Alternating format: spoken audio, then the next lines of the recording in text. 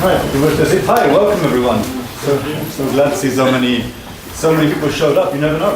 You know, an event, you invite people and just hope for the best. So happy to see you all. Welcome to Codic, and also welcome to the office of software. Det är för att du filmar den. We're all three part of the same company. Codic, we do consulting. Ja, okej. Can you stand up? Absolut. Today the theme is Gothenburg expanding, and also smart new technology in buildings and smart cities. We have two speakers. We have Peter Nilsson from Sanneke, Director of Services for Karlstad, and also Niklas Wendt from Go IoT, pronounce it correctly. He also owns the Building Whisperer. About 20-30 minutes, something like that, so approximately an hour. And then it's up to you guys if you want to have questions thrown in or if you want to do questions afterwards. First though, I'd like to show this little quick film. It's about 4 minutes long.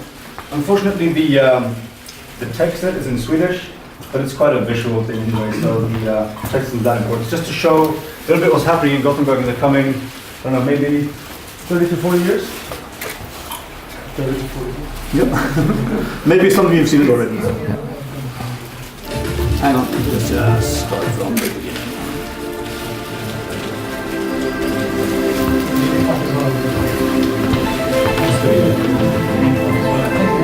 Ursäkta? Ja.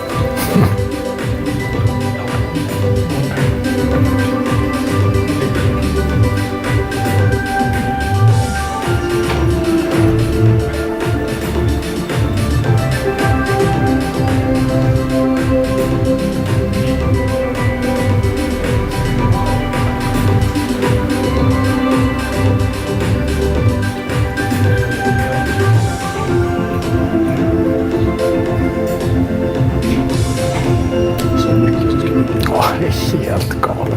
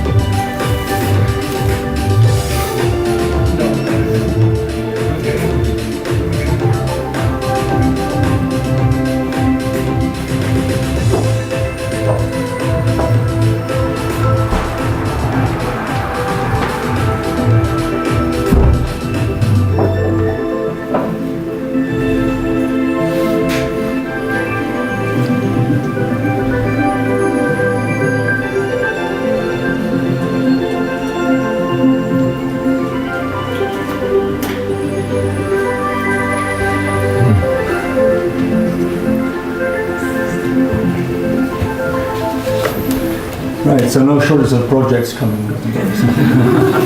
Traffic is going to be fantastic.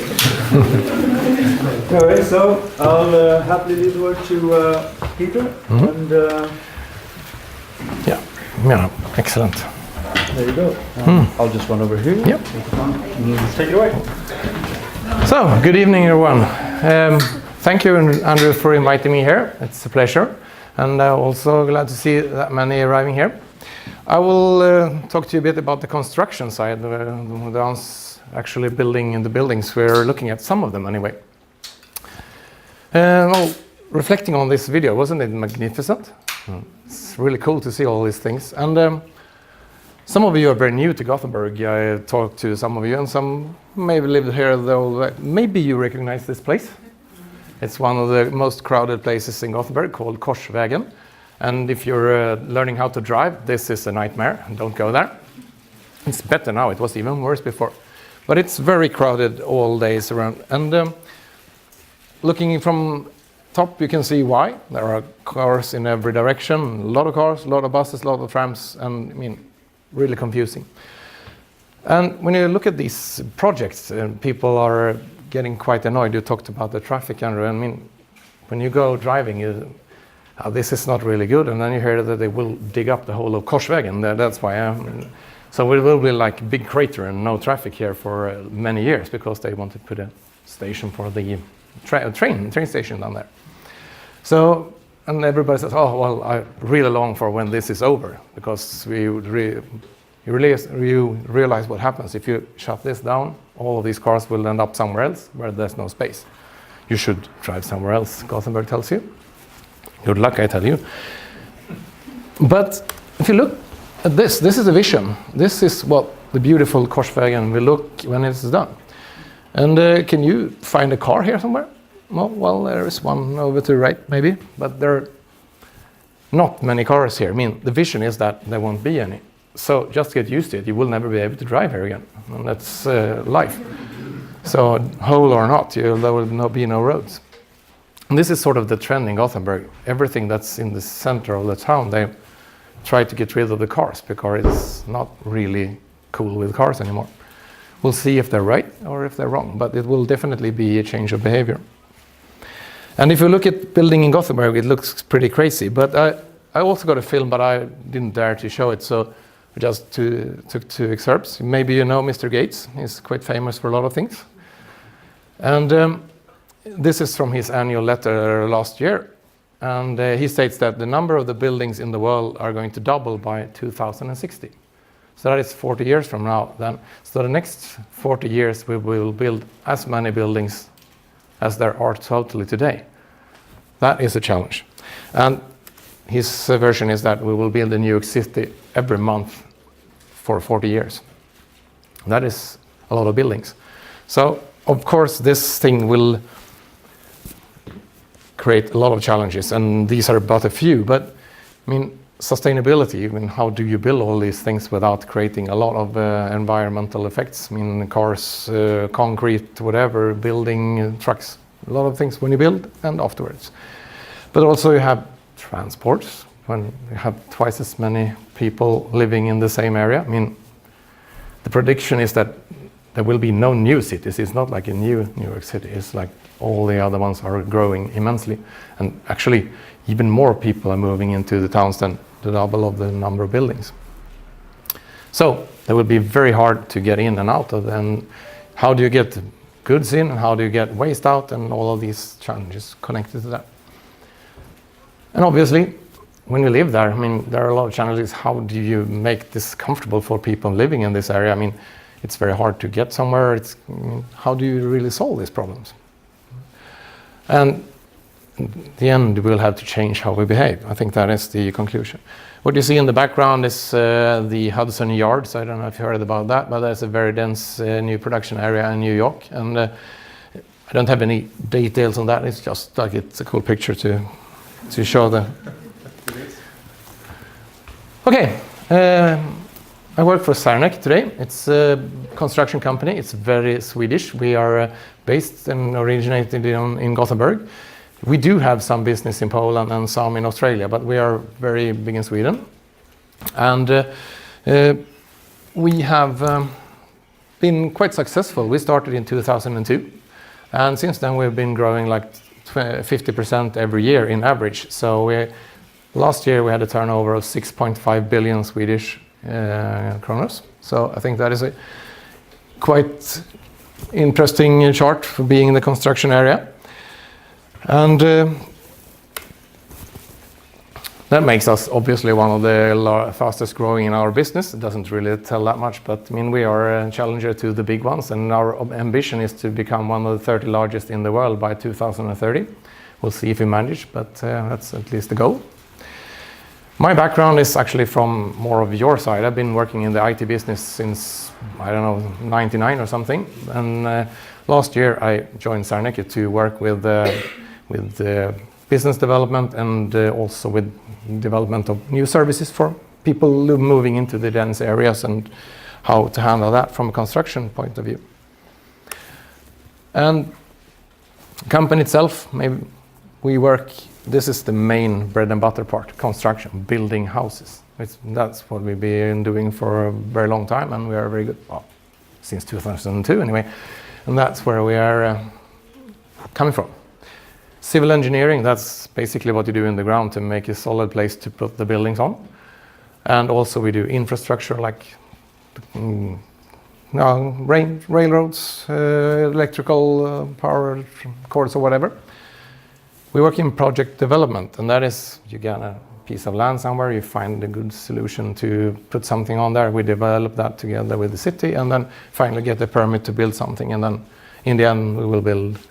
In this case, it's somewhere in Stockholm called Järfälla, and the idea is to build an indoor skiing area, as we have one in Gothenburg as well. So we try to combine sports and activities with living and office, building a mixed city. Last part is that we also take care of buildings that we have or properties that we have, but that is our newest leg, so to speak. So we don't have that many properties that we manage today. It's future idea. What we consider as being a bit different compared to our competitors is that we try to be more bold, more open-minded, and all think in new ways and try to find new solutions to approaches to existing problems. You will probably think that we are still like very conservative because we're from the building side. But this is at least very not conservative for Sweden. We are currently building a tower. You probably saw that in the middle of the film. There was a white thing. It was quite much higher than everything else. This is the Karlatornet in Swedish. Karla is obviously a girl's name, but also it comes from the star constellation called Big Dipper in English. So it could be the Dipper Tower, but it doesn't really sound that promising, so we use the Swedish name. This is a quite challenging project. In the Gothenburg area we have a lot of clay, and clay is very bad for building houses. It's like 70 meters of clay that you could actually bring up and build pots with. It's very squishy. So we have to make a foundation that goes below 70 meters down, and well, it's nailed to the rock in the bottom somewhere. The tower itself will be 245 meters, 73 stories high, and will be the highest in the Nordic region. I mean, for those of you from India and so on, yeah, you have bigger houses, but this is very high for Nordics. And it's mainly consisting of apartments. So there are only 2 floors that are not housing in this. There is 1 floor which is a view area. Go up there, have a drink and have a look around. And 1 floor is for the hotel. There's a hotel down here, the buildings at the bottom. Then they have 1 floor with suites for the ones that want to pay a bit more to have a nice view. This tower is part of something we call Karla City, or I don't know, it's a small city part. And it will be very dense. It will be like the Hudson Yards, but the Gothenburg version. A bit lower and a bit less dense, but it's very dense for being Sweden. We will have 2,000 apartments, 70,000 square meters of offices in a very small area at Lindholmen. Suppose you're familiar with Lindholmen. It's just across across the tram station there is a hole and there are a lot of construction going on, and that's us. And the idea is that we, as I mentioned before, try to mix everything: living, working, cinema, viewpoint, whatever. We want to create like a destination. People should like to go here because they want to, not because they're forced because of work or because they live there or something. And that in itself is a challenge. How do you get people to really want to be on Hisingen after office hours? Today, normally Lindholmen, everybody goes home. And if you go to Eriksberg, it's the opposite way around. Everybody goes there in the evening and sleeps there, and then it's empty in the daytime. So this is also a behavioral change. We have to try to convince people that this is a nice place to be. So put a lot of effort into mixing different kind of activities, but also in building a nice area in general. So, looking at smart cities, what is that to us? I would say that in construction companies in general and in the property business, we are not very smart. I had a report from Future Today Institute. They were stating that Gothenburg is the second smartest town in the world. So I'm sorry for the rest, I would say. Only Copenhagen is before us. So I don't really know how they measure that, but maybe it's because of your talking buildings. I don't know. Now, they are measuring the number of connected people and everything. We have a good infrastructure. We have all tech companies like you, Volvo, doing all the self-driving cars and things. I mean, there is obviously a lot of things going on, but I don't know if we're that smart though. We'll see. But what does it mean to us? Well, these are a few areas that I will briefly talk more about. And I think that the key is obviously the digital solution to that makes everybody able to do or order whatever, everything themselves. I mean, self-service is the key because you can't have the traditional world where somebody has to deliver everything to you and you have to go to a counter and go to a shop or whatever. So that's one key. Another thing is, I mentioned before, how do you get goods into this area and how do you get it out of there? Because this is only one area, but if the whole town looks like this, how do you do it then? Another challenge, connectivity. I mean, you have to have good connections. I mean, if you want to have a digital world, you have to be connected in some way. And this is a very new area. I don't know how many of you are familiar with mobility as a service, but it's a lot of talk about that in Gothenburg. And we're sort of the center for this in Sweden and maybe in Europe as well. And I'll get back to what that is, but it's sharing cars and things like that.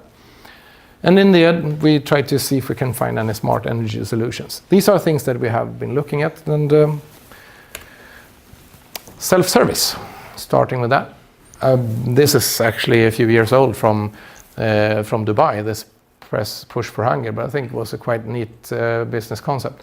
It's just like a flicker button, but it's connected to a system at the local pizza guy, and then he has some registration of your favorite pizza. So this is at your fridge, and if you don't really want to cook tonight, you just press the button and you have 2 pizzas in 15 minutes and they're paid for. I think very smart business model. I mean, if you see that and you're hungry and it's boring to cook, I mean, you will order more pizzas. It's not good for your health, but it's a clever idea of using IoT in a very convenient way and taking away the thresholds to buy a pizza.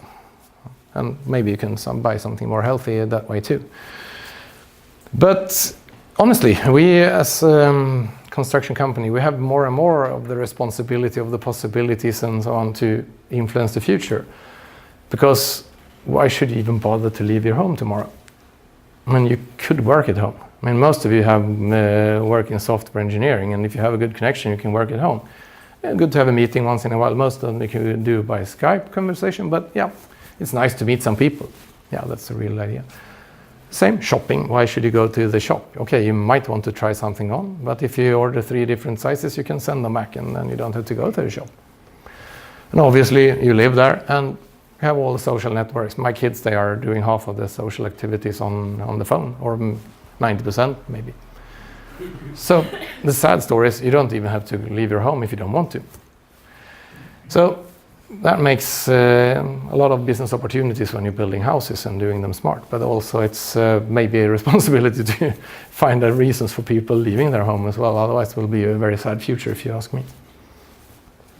But what we look at, we want to provide for an area like this some common platform of interaction. Today it would possibly be a responsive web page or an app, but most likely it will be Alexa or Google Home or something in a few years, or I don't know, something else. And it's not very big in Sweden. I don't know how many of you that are familiar with Alexa and Google Assistant, but it's really picking up very much in the US, and probably we'll hit that also. But yeah, we can do lots of stuff, communicate with the neighbors and all that stuff here, get information about your living, share your resources, share your drill or power drill or something, and get somebody to pay for it. So, and obviously home automation, but I'll get back to that later. Yeah, for those of you who are familiar to Sweden, you have probably heard of Linas Matkasse. The ones of you who are a bit newer maybe haven't tried that. But it's a very common thing to do nowadays in Sweden, that you order pre-designed food bags or shopping bags with food, and you get some grocery and the recipe, and this is what you're supposed to do on Monday, Tuesday, and Thursday. A lot of people do this, including my family, actually. You have to get those in the city, and you also have the waste. We are looking at the sorting your waste in different bags. It will be sucked up by a vacuum tube and put in a container somewhere outside the city, just so you don't have to walk with it yourself. And we are debating with the city. We want them to sort it somewhere else. We want to put everything in one container and get them to sort it close to the incinerator, but they want us to do it in the area, and we don't see the point why everybody should invest in a sorting equipment. So we'll see where it ends up. Lindholmen, there is a smart thing that they have on the south side of the tram or the bus station. It's called Lindholms Leveransen. I don't know if you've seen it, but the idea is that it brings goods to the different properties, and then it takes some waste away. And I think this is a key to urban living, that you should have the electrical vehicles moving about in the area, because you can't have like 15 different trucks on diesel coming in every hour and deliver things to people living there. So you have to have a central hub for doing this. Oops, that was very quick. Yeah, connectivity, not much to say about that, but it's a challenge to get everybody connected. And what we're looking at now with should we go for the traditional internet connection? We'll have fiber in every apartment, or there is an option to go for Wi-Fi everywhere. So everybody has a Wi-Fi SSID that is actually following you around the area. So you don't even have to have the plug in the wall. You probably will have one if somebody wants to do gaming, or I don't know, next generation after 4K or something might require it. But most of you will anyway have a Wi-Fi router, and why not have that as the main option? So you get that for free, and then you bring your subscription anywhere in the town area. We look at that, but we don't know if that is worthwhile money, because still it costs more to build it than to go for the traditional one. So we'll see where we end up. IoT, we will prepare for that by having LoRa networks, and Wi-Fi will naturally be one point. So we will sort of have some kind of backbone, but we don't really have any more thoughts about it. Get back to that. Mobility, talked about that briefly. And this is a subscription on how you and your family is supposed to move about in the town. Instead of buying your car, going everywhere with the car, or buying the monthly car at Västtrafik, you could order a subscription from a mobility broker that gives you, at some fee, a number of days going with the tram and the bus, a number of hours every weekend with the car, in the carpool, and so on. So you get a list of things that you're entitled to use, and if you use more, you pay more, obviously. So this is to get people used to not having their own car. If you live in an area like this will probably be helpful to you. We're trying to test that on people working here, but that it's more difficult, because if they live somewhere in a rural area, that was difficult, they will have problems to get home with this kind of solution. But it's still, I think this is necessary, because there will be hard to find parking spaces, they will be horribly expensive, and you can't even find a road to drive them on. That is 2060. But if you still insist, we will have a garage with the parking spots 2 levels below this whole area. And we're looking at smarter solutions so you can share parkings. That is, you will have a permit to park in the garage, but you will not have your space with your name on it. So you pay for parking your car there in nights and weekends because you go to work anyway. And when you're away, somebody working there will use the same area, same square. And there are very neat solutions today already with camera recognition of your license plate. So you pay your fee, and if you're parked there outside your subscription, you will get some additional charge, but you will not get a fine. Very nice. And we have colleague company at Hisingen, they have used this, and they have 400 something parking spaces. He sold 550 permits daytime, and he has never had more than 230 cars at the same time in the garage. So you can oversell the parking quite many times before it's full anyway. So it's good business, and you get more parking spaces because they are not empty all day as they are today. And this one is one of my favorite subjects, but we can't do much about that today. But autonomous cars, how will that affect us when they start driving themselves, or even go parking themselves?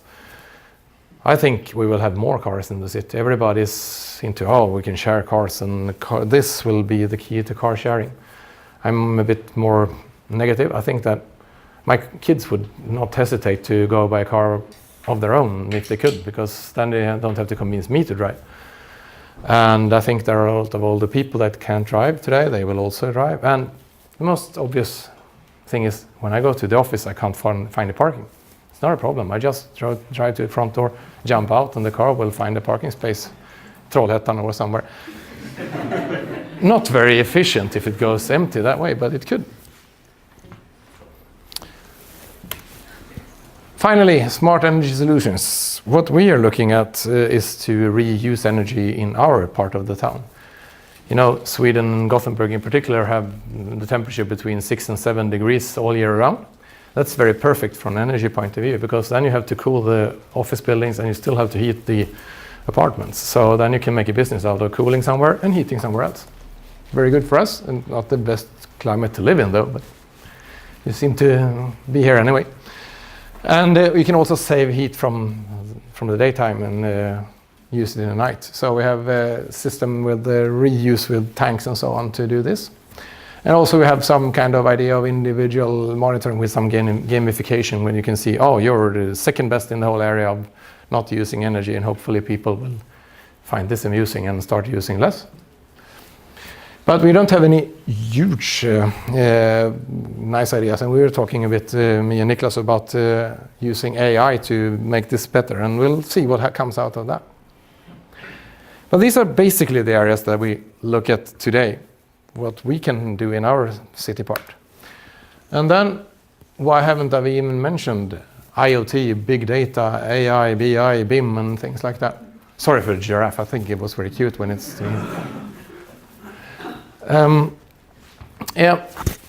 Actually, the reason I don't talk about this is basically because you can't sell these things to a tenant. Somebody living in a flat, they don't really buy BIM. What the hell is that? They don't buy BI. And even not the property owners are really into that. I mean, if you try to sell them, okay, here's the connection, here is the all data in the world, and here's, so what? Okay, I give this fancy reporting tool. Yeah.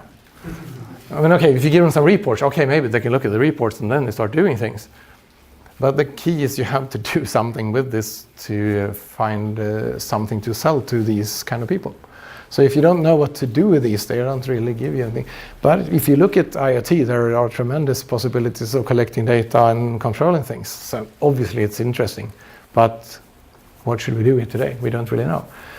And the BI, the same thing. I mean, but if you combine AI with IoT and big data, then suddenly you can make things happen. But we still need the help to do something real value with this. And BIM, I don't know if you're familiar with BIM. You're from the software side. BIM is building information models. That means when you do construction today, you build everything with 3D models in, and then you have basically everything in a 3D model of the whole building, and you can check if the tubes are crossing and if somebody done bad engineering, calculate heat and whatever. And when you build the house, you throw this away and then you sell it to somebody and they go out with the stick and measure and then write things down on paper. That's not very smart, but that's the way it's done in most cases. So what we want to do is obviously to preserve these models, make them updated with what they actually built, because that's not always the same as was projected, and then in the end reuse that in maintenance, so you can see what you're supposed to, okay, how many square meters of this do I have, and what kind of material is in the wall, and how much energy goes to the window, whatever. You can see that today if you just keep the models. But these technologies in our business is still searching for some kind of application that will make them worthwhile. And the next example I talked to that somebody about this before, but that was a few years back. They introduced beacons. I don't know if you're familiar with beacons, but I mean it's like a small thing, battery driven, that sends its ID somewhere, and that should revolutionize shopping, because if you have an app that responds to that and you walk past Hennes & Mauritz, it will tell you that they have something for sale. You can see that in the windows. I don't really get the point, but so that was sort of very hard to find what are you supposed to do with beacons. But then the other day, I don't know if you've been to McDonald's recently, but if you go to McDonald's, you can, if you do the automatic checkout, the digital one, you can enter a figure, 56, and you bring this thing to your table. And then McDonald's, of all companies, bring the food to your table. This is the company that actually removed food service at the table before. And now suddenly that is something that they do. I don't know if it's the selling point or if it's just because it's efficient. And where does the beacon come in? Yeah, obviously I am a technical nerd, so I turn this upside down and obviously there's the beacon. I mean, if it's a small McDonald's with 3 tables, you don't need that. But if it's a big one, it's very helpful to the waiters to see if it's in that area or behind the pillar or whatever, so they know directly where to go with this tray. And suddenly a company does this because it's more efficient. I mean, if they put all of them on the desk is full and people won't collect it. I mean, it's easier to just go and throw them out because they know where they should go. So probably they save money and time by doing this. And also they encourage people to use the online checkout, because then you get the service. If you go to the counter, you have to stand there. So this is a very nice way of using that kind of technology. And imagine, I mean, if all restaurants in McDonald's have 50 of these, that's a tremendous business opportunity. And I mean, it's not only McDonald's, there are a few restaurants more than those. So, what about us? What people say about constructors and property people? We are extremely conservative, and yes, we are. And they say that we don't realize the power of new technology. Probably we don't. And you hear a lot about property owners, they should invest in this, they should invest in that, and they should invest in that, because they would give all these things in the future if they do that. Possibly we could, but that's not really obvious to what we should get out of this. So, very short lesson in what makes property owners buy things. It's very easy when you are dealing in properties. There is 2 main factors. Net operating income, that is how much do you earn out of this particular building. Okay, what is the possible rent? What is the cost of having things not rented out? And what is the cost of operations of this building and maintaining that? Then you get something called net operating income. And then you have something called yield or cap rate. That is the expected value of a building in a certain area. And at Lindholmen, it's 4.75%. And if you go to some other, well, Alingsås, it's probably 6 or 7 or something. And that is how much an investor expects to get out of the building on this figure. Because they see the building as putting money in the bank and you get an interest rate. So if they get 5%, it's better than a bank account with 4%. That is basically the maths. Very simple. And if you say you have 5% on this, okay, the value of this building is 20 times this. And if you can buy it for 19 times this, then you buy it. And if it's 21, you say, nope. That is building administration. Very simplified, but honestly, this is actually the only thing that counts.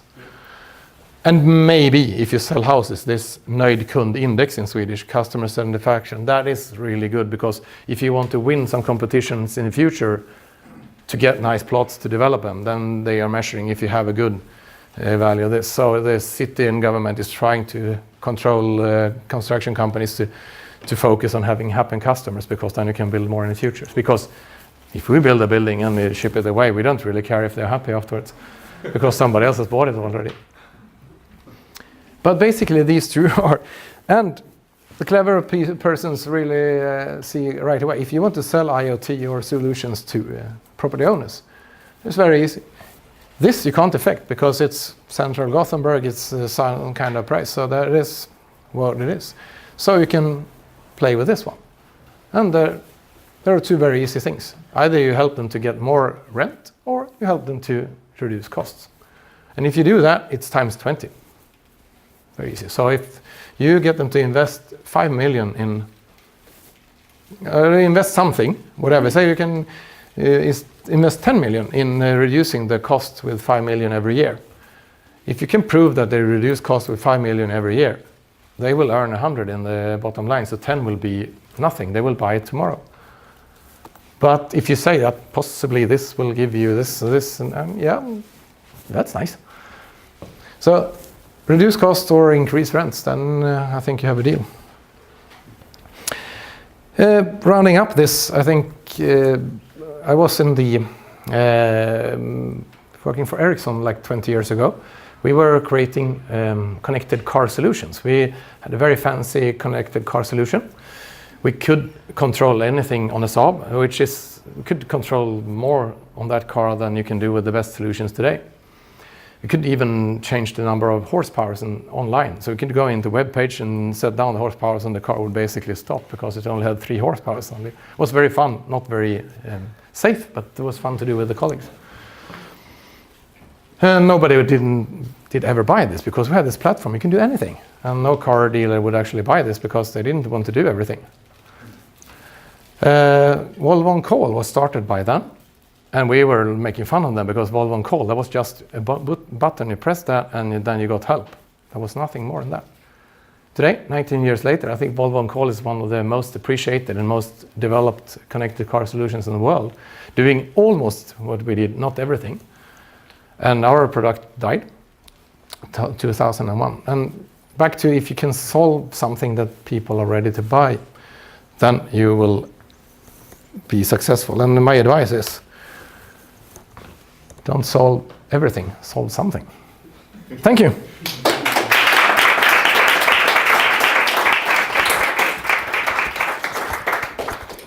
Thank you very much, Peter. That was really interesting.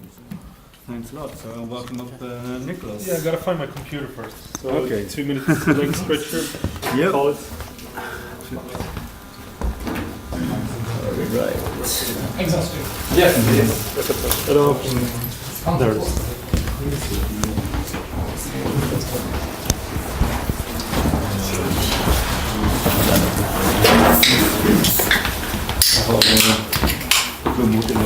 Det var typ det låter bra. Jag tar den så här.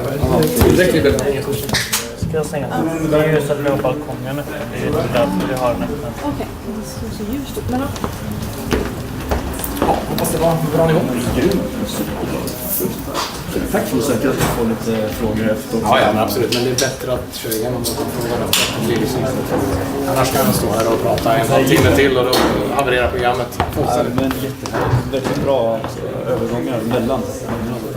Bra. Plus att det vi som pratar om innan också kan med vad ska vi fokusera på. HDMI. Eller? Ja. Sen kan du nog bara igång då. Du är ingen klicker. No. Om du vänder I think we should buy one. Köpa en present. Exakt. Allvarligt. This one, you just have it like here. Här. Sätt in den där. Du får montera den. Jag sätter upp den som proffs. Sätta dit den. Exakt, ja, du får göra det. Jag hajade på det. Teknik, alltså. Jag fattar inte. Teknik, det här är jäkligt tajt. Och så kan du bara lägga den här eller? Bra. Det är klart. Hörs det då eller? Ja, det är... Älskar titeln. Ja, ja. Jag vill röra lite på den. Just start? Just start and then Okay, can everyone hear me? Yeah, okay, great. Okay, fantastic, Peter. It was really, really good. Probably 30% of what I was going to say, or I'm going to say, so it's not that bad. It's usually 70%. So yeah, let's just get on to it. Let's see. Okay, so the agenda that I'm going to talk about is, I'm going to recap a little bit of what Peter said, just to connect it from my part, because yeah, we've done a lot of the things that we shouldn't do for a long, long time, and hopefully stop doing that. But it really connects to what Peter was saying. Then I'll talk a little about my journey to where we are. And then actually, I was a bit lazy while I was stressed out as well. So I asked Andrew for questions for the seminar, so it's inspiration. So I just put them in here, and then I'm gonna let you think about it as well. And then we're gonna discuss it, and then I'm just gonna give my points or my views. So hopefully that gonna be a little bit of inspiration, and if the questions are bad, you just have to blame Kodik and Andrew. So it's not my fault.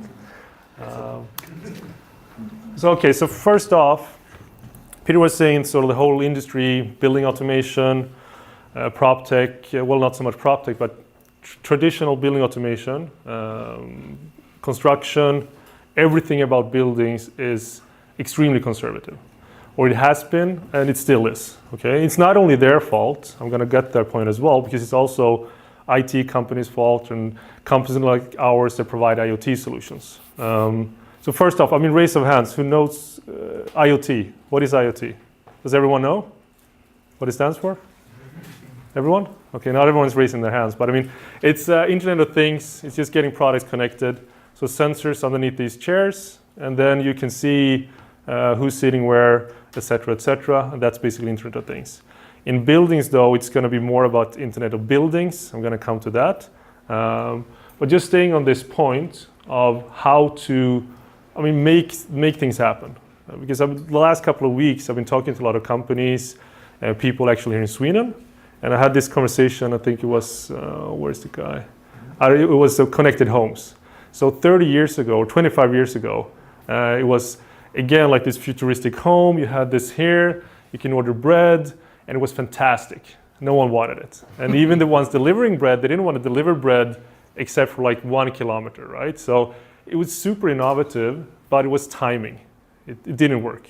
It's the same thing with everything, right? Timing is everything. And right now, hopefully, how we're going to push the needle in terms of companies that want to really, really disrupt things is that we talk to these. This represents conservative industry, by the way. So these are real estate people, really old school, like solid rocks. You can't really move. I mean, they can't budge, right? Yeah, exactly. It's over here. Yeah. So that's the thing. So how do we make them, I mean, come to life? So that was pretty cool, right? And it's exactly what Peter just said. I mean, you have to talk their language. It has to be, you have to turn the assets into gold. And you can't say, oh yeah, you can do everything. Because that's what I've been saying for quite a long time. I mean, get your building connected. You can do everything. We don't want to do anything, so why should we do it? Okay, but you can do this, this, and this. Okay, what's the return on investment in 2 years, 3 years? I don't know. We have no idea. And that's the problem. I mean, if we are selling solutions and we think that, okay, in the future you're going to capitalize on data streams, all of these things, and data is the new gold, but we don't have a clear-cut business case yet. That's sort of like, hopefully that's going to happen this year. But that's what the market is waiting for. And one of the biggest problems here again is that IT companies over here and prop tech, all of these things, and they only talk to one aspect of the buildings, and they're not necessarily talking to the building owners, all of these things. So whatever gets digitized is just on the top layer.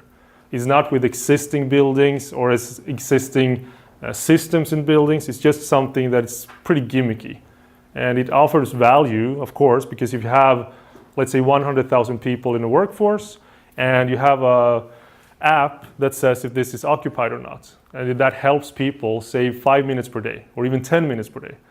That's a huge cost saving for any company.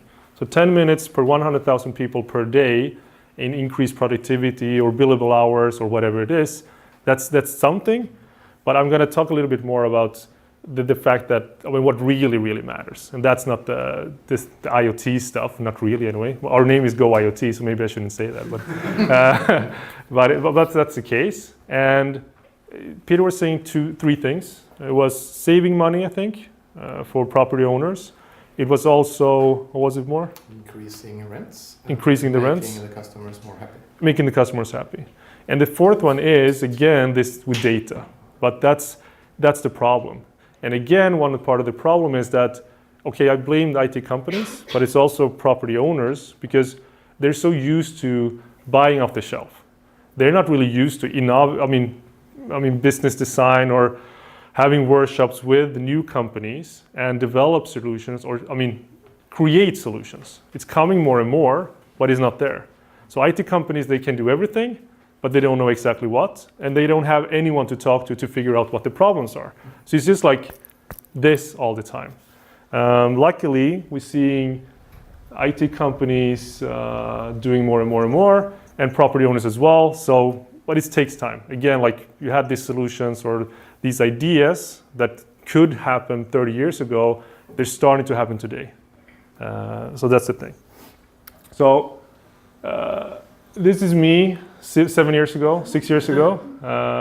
This is on St. Gallen in Switzerland. So I was studying in, this is a quote, by the way, from Zoolander, one of my favorite movies. So this was, 7 years ago, I think. I was studying in international management in Jönköping. And then I was in South Korea for 6 months. And then I was in Switzerland for 6 months. And that's sort of how I got my drive back. I was pretty lazy. I started studying to do something with my life. But the first year was just 1 year partying. But St. Gallen is one of the best business schools in Sweden. And that's sort of, again, where I found sort of like I really want to do something more because it's so easy. So when I did the dry run or the practice, I talked about this for 20 minutes. So I'm not going to do that. Basically, long story short, I invested in an audiobook company in Nigeria. I started an import-export business. I ran my own web agency. I was consulting for a lot of different startups, a lot of things. And during one of these conferences, it's called Slush in Helsinki, one of the largest entrepreneurship conferences in the world. I was there representing the audiobook company from Nigeria, and I met this guy, just similar to where Peter is sitting today, and just asked him, okay, can I stand here while I wait on my team? And he was showing how he could control his home. He could see how much power the light was taking. He could see who opened the fridge and when, and he could control his lights all from his phone. This was 3 years ago. And I had never heard anything like that before. It was only through power line communication. So no Wi-Fi, no real Internet of Things, just existing power lines to communicate and control things. I thought it was really cool, right? So I started helping him on the side, and then I did all my other stuff, and then I became a management consultant. I was still helping him. And then I came to a crossroads, okay, what I'm gonna do? I'm working 80-hour weeks for 3 years. I have small kids. It's not working. It was working. It was working too much, but it was unsustainable. So 1.5 years ago, I jumped off from not jumped off, it sounded like I jumped off of a cliff, but I stopped doing the thing with management consulting, and I became the CEO of this company called Go IoT. So we have around 550 buildings subscribing to our energy management platform. We have hardware, software, and cloud solutions. And again, we're pushing the whole IoT or Internet of Buildings and digitizing and what it's going to be good for. So I'm going to tell you a little bit more about that as well.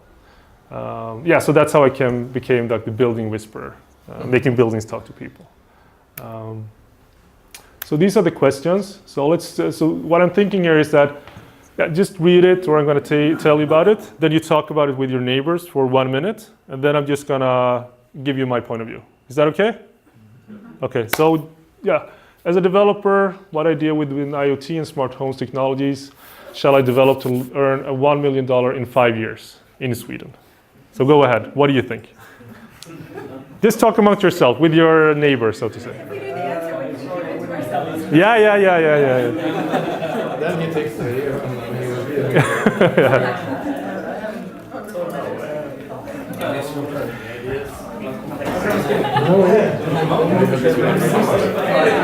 Talk.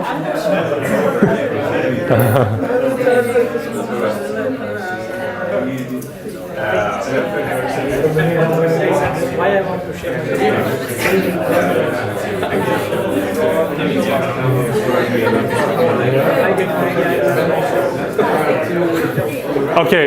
Yeah, yeah, this is not gonna work. Yeah. I don't know. Okay, perfect.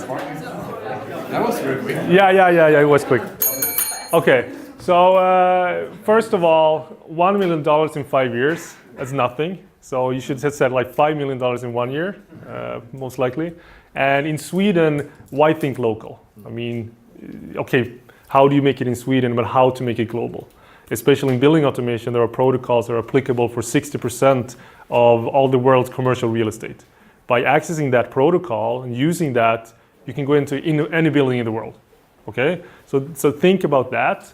And as a developer, I mean, I have an entrepreneurial streak, so I would partner up with a business guy, or girl, or woman for that matter, or anything in between, and then do something and talk to the customers. I mean, ask 50 customers or potential customers, similar field, what are your problems? What are the must-haves? What are the problems? What's the situation today? What would the optimal solution be?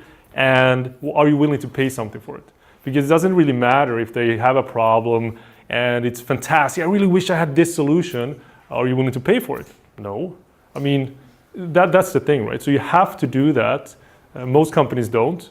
But if you're going to start a new idea and do something, think globally, act locally, fine. But I mean, yeah, $5 million in 1 year, that's where you should definitely focus at. That's what I believe. And with NIoT, yeah. Okay, maybe that was a question. I'm not going to say it's a perfect question. Okay, so the next one is, what do you think about smart plug-and-play container houses? So actual houses, I was thinking like software stuff before. They can be transported to anywhere in the world and allow the person travel together with his house or her house around the globe. Does it have a future? And when would this be viable? You know, so you live here and then the next time you just transport it around the world, basically a tent, but bigger, I would expect. And how would this affect the housing market? And the transition into this new way of living is an interesting concept. So 1 minute, starting now.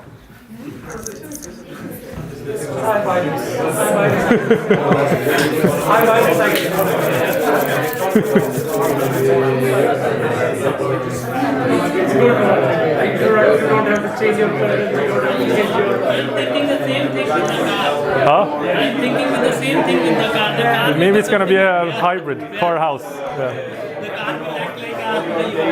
Yeah. But that's like a husbil, like a RV, right? It's exactly the same.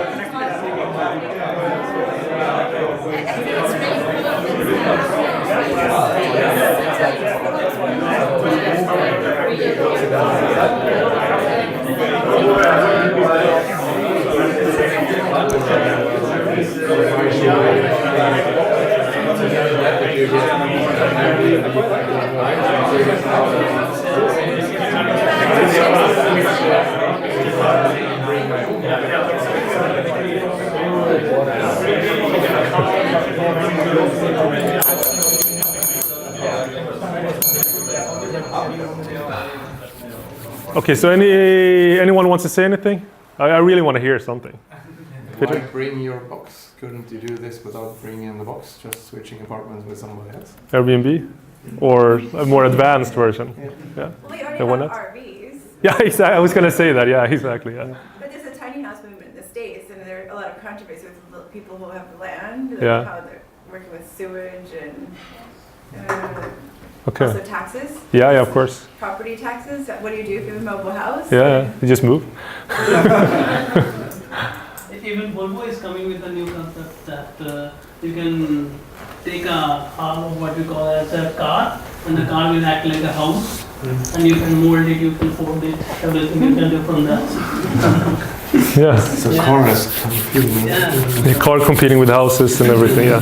I mean, yeah, there's so many implications to this, so I don't really have a smart answer.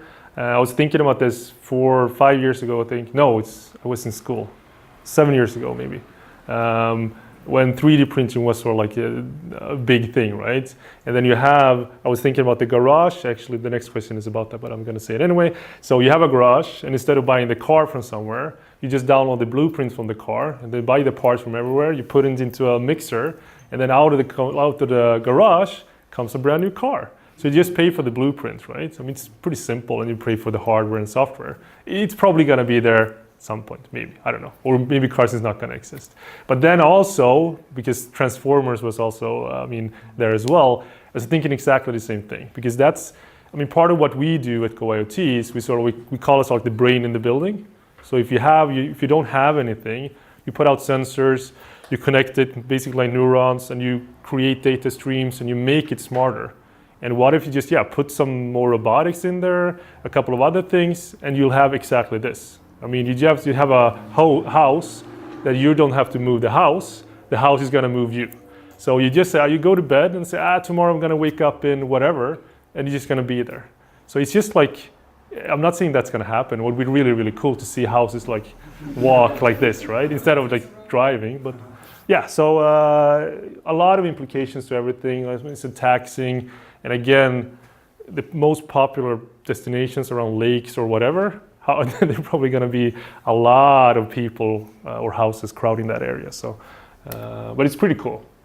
And the next one, Klaus Schwab, the founder of World Economic Forum, in his book, The Fourth Industrial Revolution, states that one of the most innovative sectors will affect our lives within the next 10 years is 3D printing. So how do you see it affecting IoT and smart houses tech?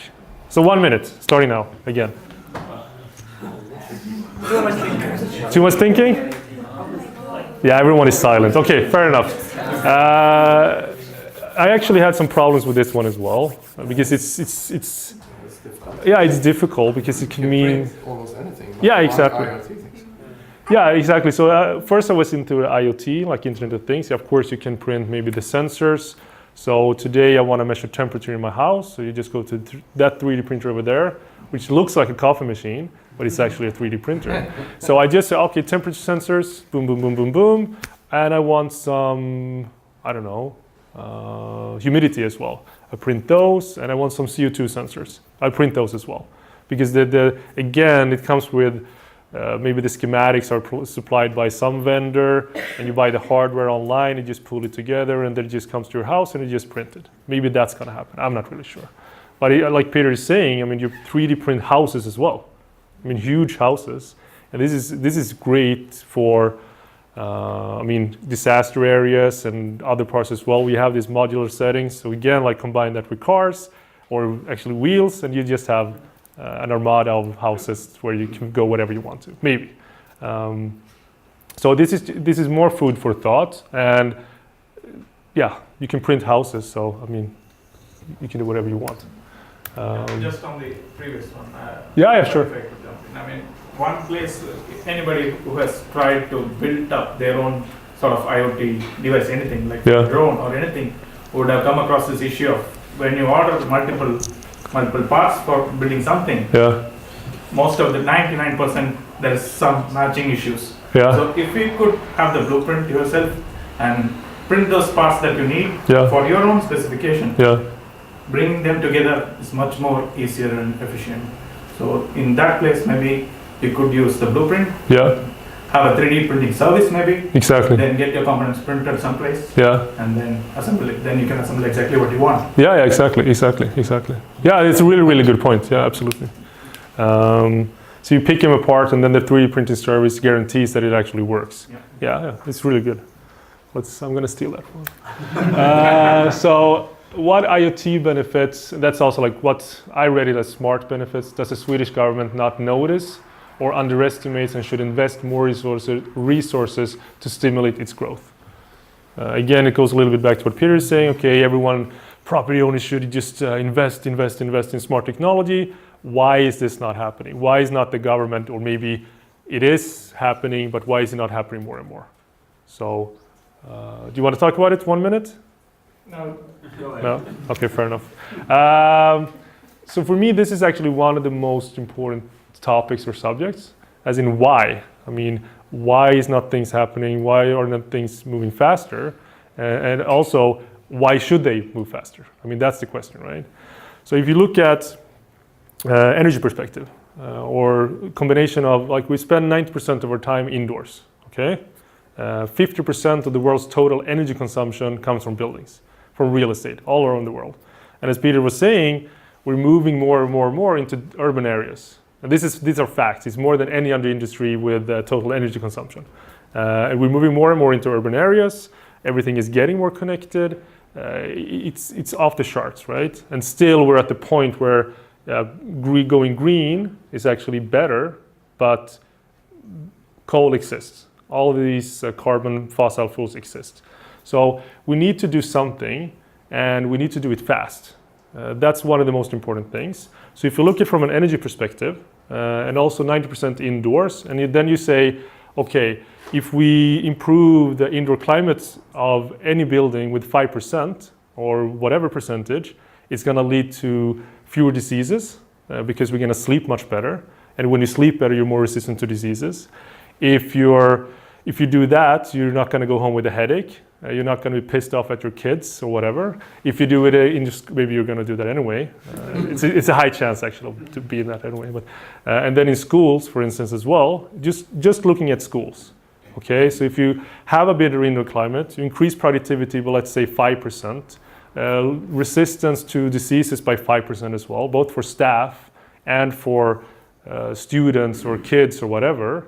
You're talking about like massive numbers in increased national productivity levels. You're going to decrease the amount of people going to, hospitals, all of those kind of things as well.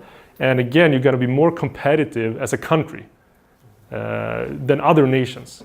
This is huge. I mean, the numbers, if you just go the extra mile, are unbelievable. So for me, this is why I'm in this business. Because going into a legacy building, raising digital maturity, installing sensors, you get an understanding of what's going on, but also connecting that to existing systems so you get a cognitive building. So you get, okay, here are CO2 levels off the charts because there are too many people. It's not that, okay, we got to call someone and they're going to turn off the fan. It's going to be all in a symbiosis, okay? So the sensor is going to talk to air handling units, and then they're going to push in the right amount of air in the room so that everyone's going to breathe comfortably, everyone's going to go super happy, and the lighting is going to be the same. It's going to be good because it's going to follow the circadian rhythm. All of these things together is going to mean so much. It's absolutely ridiculous. And one insight that I got from your slide, which I haven't really thought about that much, is that in buildings, it's really difficult to raise digital maturity in existing buildings. It's easier in new buildings. So if you look at it from that perspective, that the Western world, so to say, has had buildings forever. In the US, it's, I wouldn't say a nightmare, but it's difficult to improve existing buildings. And you don't really do it. So if you have a portfolio, you spend time and money on the 10%. That's usually what happens in Sweden as well. And usually it's not digitization, it's some improvements, new paint, a little bit of things like that. But if you look on the other side, where there's been construction, like building a new New York, like in China or whatever, where they build new Gothenburgs every week or every year, those buildings are digitally mature. You can do these things much, much more rapidly.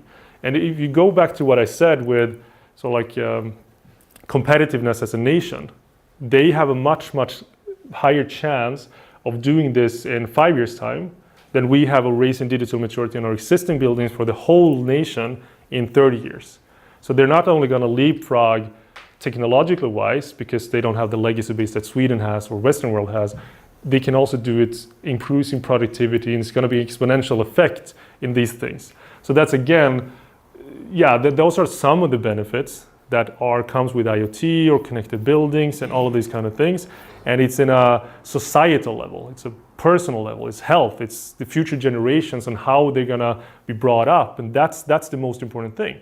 And again, that's being missed because you talk about IoT, AI, machine learning, BIM, whatever, not the implications it's gonna have for future generations. So that's a bigger problem. The Swedish government should definitely, do more. I can go on and on about this, so I'm going to stop. So name 3 best looking companies. I'm not really sure if that's best looking or whatever that is, but I actually had the post-its here, but yeah, you can talk amongst yourself. But from IoT products perspective in Sweden, or preferably Gothenburg, that have the most reliable, innovative, creative products and services in the portfolio. So we actually, our focus is in North America. We have 550 billions in Norway, moving into everywhere. We have a couple of customers in Sweden, but it's not been a priority market for us. So I don't really have that much of an idea. Does anyone know any IoT companies here in Gothenburg that doing great things? Lumen Radio.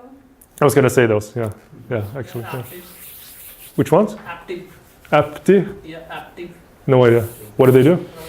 They also making connected things and Okay. really amazing technology coming in the market which help the automotive industry. Okay, Aptiv, okay, I'm going to check those out. Anyone else? Anything else? I was going to say Lumen Radio, so. Sorry? Lumen Radio, Yeah, they provide mesh protocols. Basically, you have sensors that talk to each other, and you just deploy them and you can scale up. I was going to become their development manager a few years ago. So Okay. So that's a good company. So they're pretty shitty, right? The story was interesting because they wanted to have lighting for cities, but then they Yeah. found that like the cities, the communes and things were so conservative. Yeah.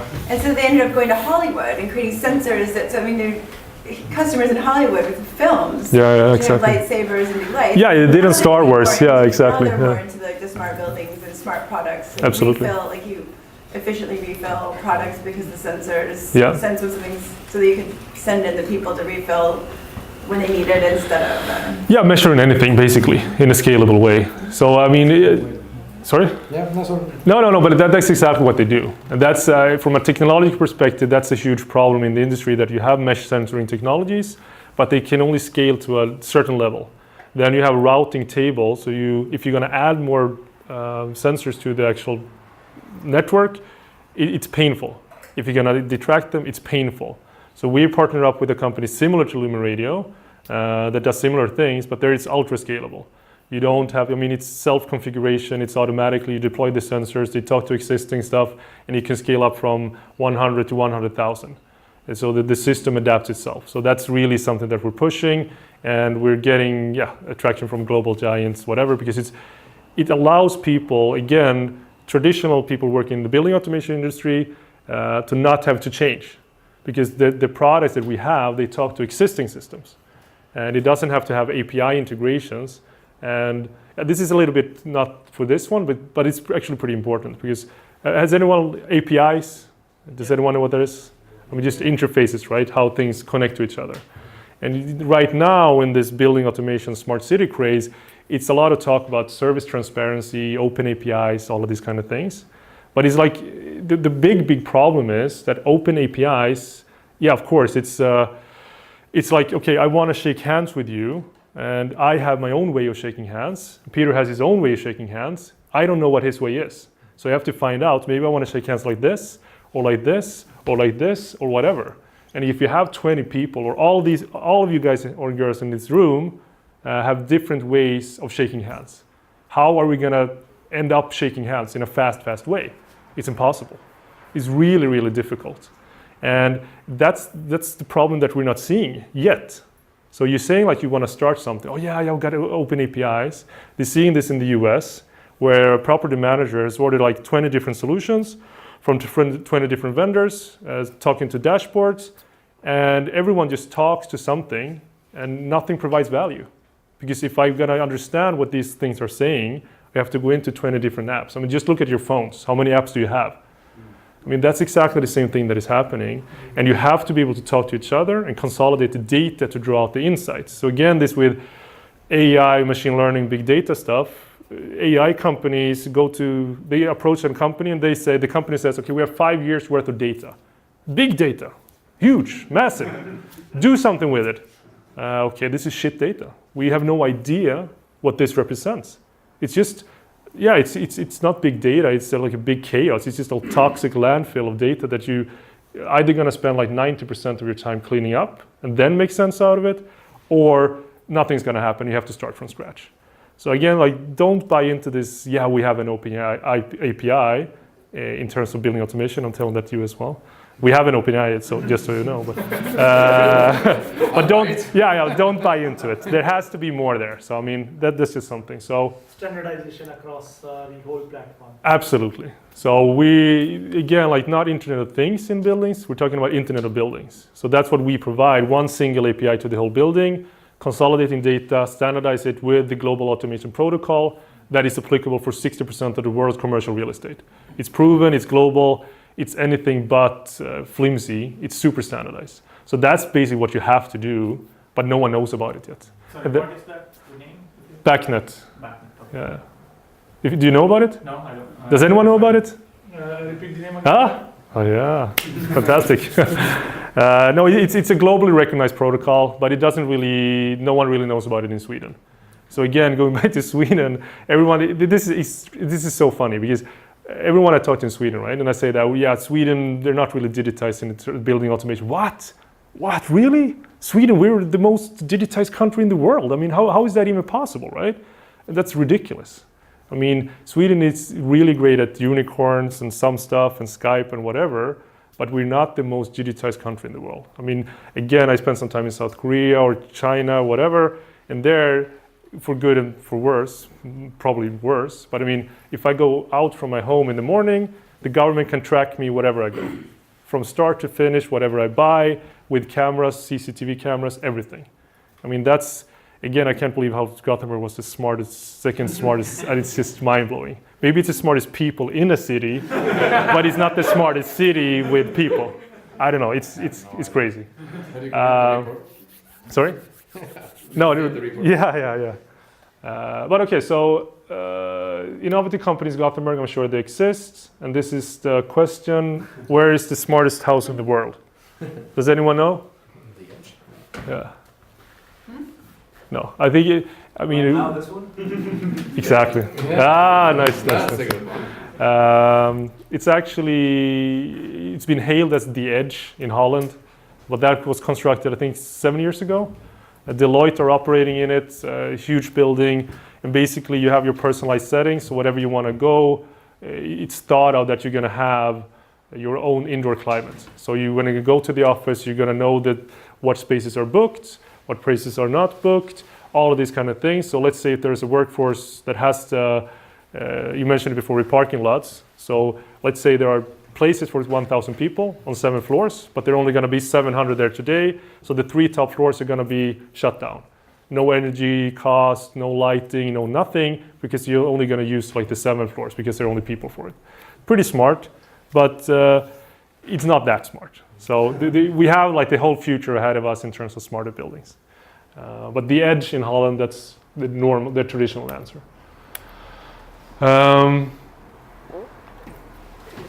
Yeah, okay, this one. What smart houses and cars will chat about in the future? 1 minute? Do you feel like talking about yourself? No? Okay. Yeah, exactly. I mean, yeah, if it's a combination as well. I mean, the thing is, who knows, right? I mean, I listened to a podcast quite some time ago with Ola Serneke. He's the founder of Serneke. And he said, okay, he was asked this question, I think it was 1.5 years ago or something like that. What is the future of smart homes? And he said, okay, yeah, you're going to be able to talk to everything. I mean, turn off the lights, increase the temperature by 1 degree, 2 degrees, all of these things, right?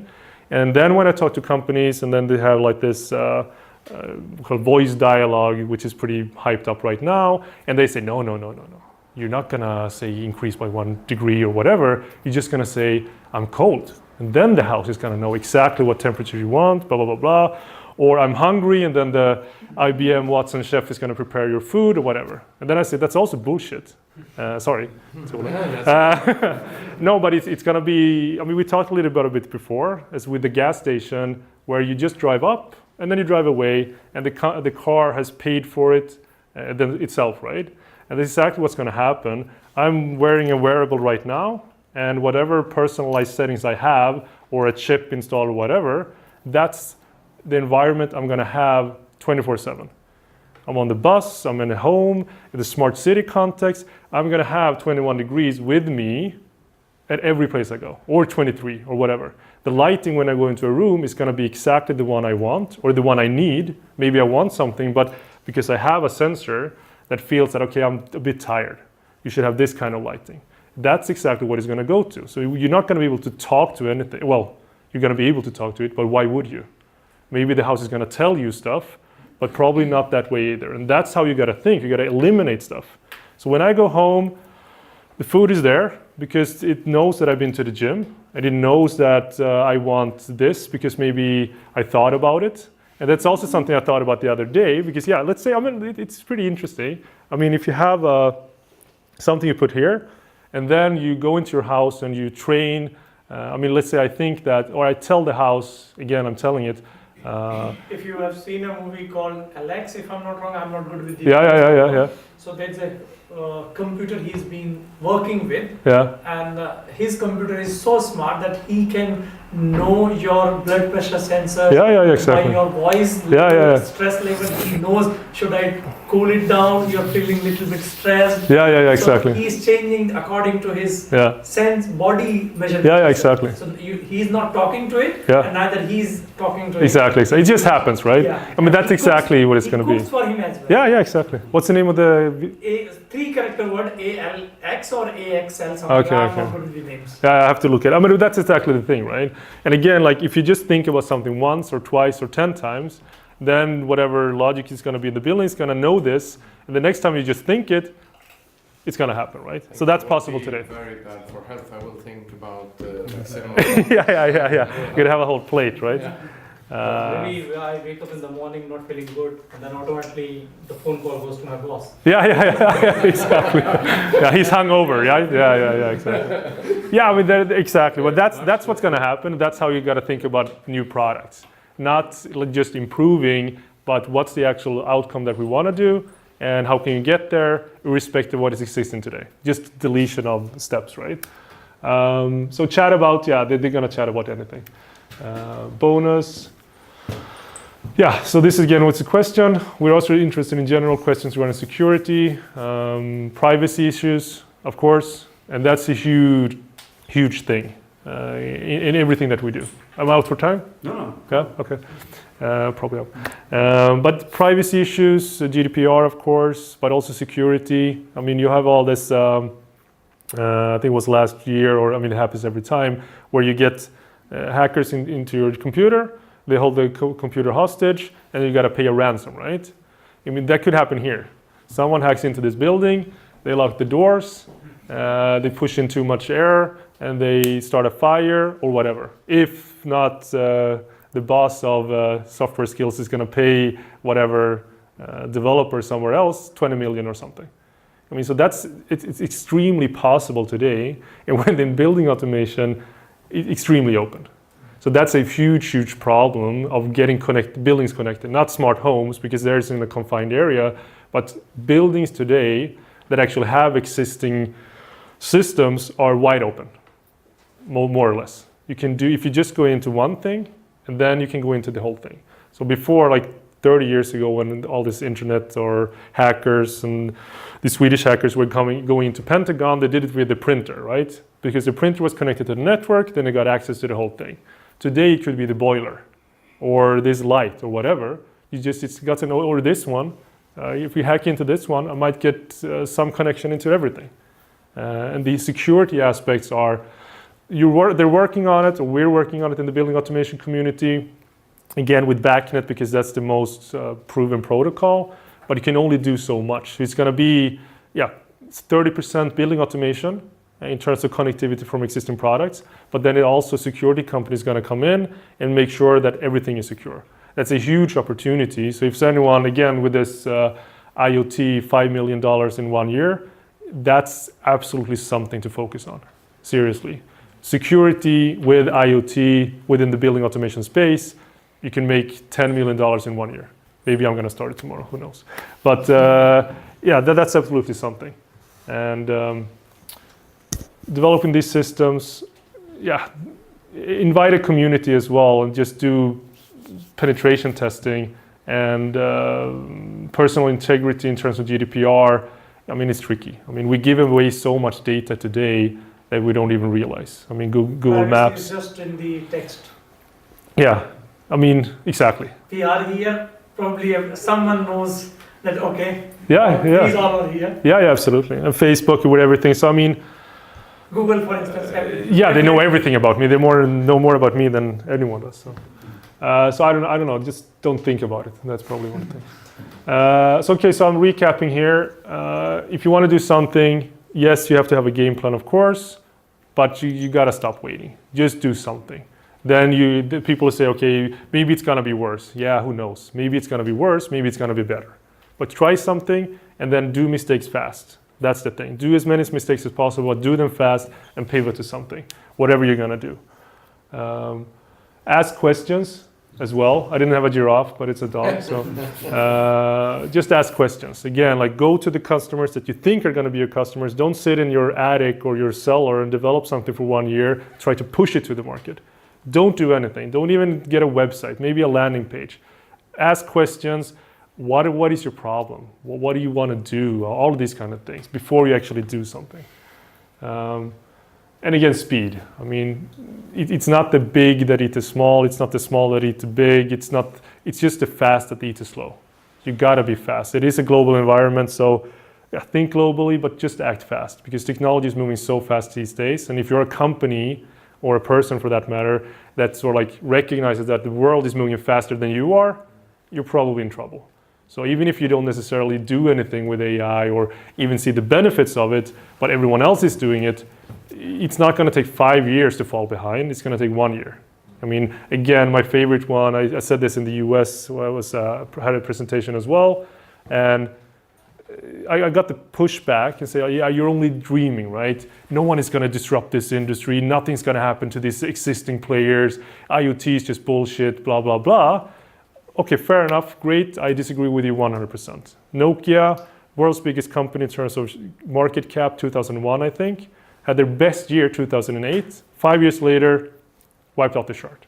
I mean, that's how fast it goes. So if you're thinking that now we're not going to do anything, we're just going to wait until it's what the market is, it's too late.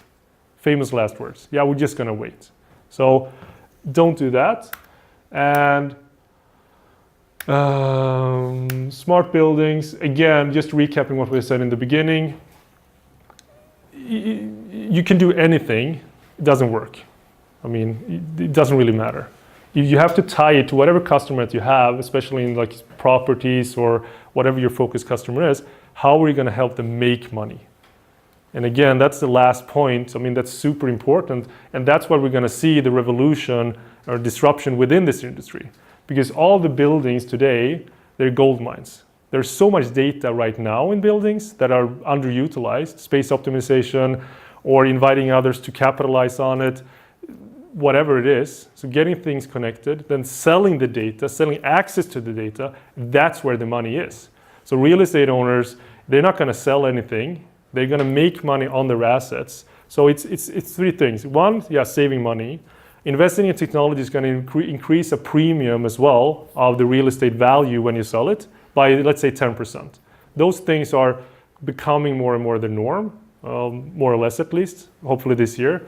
But the third one, where, again, data is the new gold, it's not been proven. Everyone still thinks about it. But when that happens, this year, next year, within 5 years, it's going to be like a gold rush. Property owners are going to see their property portfolios go up by 50% value, 100%. It's going to be exactly what happened to the smartphone. It's just a piece of hardware. Then you become the app store. And it's exactly the same thing now. I mean, if you'd ask the ones that sort of develop the app store and you get the question, okay, what kind of apps should be there, right? What kind of apps is going to be in the app store? And then you have 5 examples. I don't really believe in it. How many apps are there now? I mean, it's everything about the smartphone is about the platform, not really about the technology.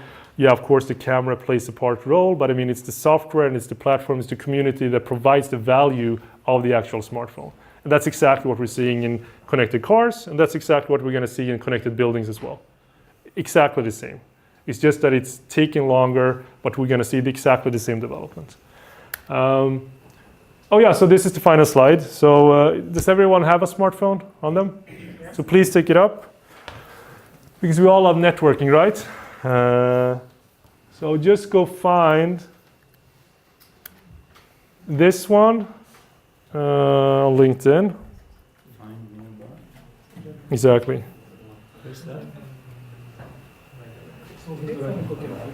It's up there. Does anyone see it? And then if you click it,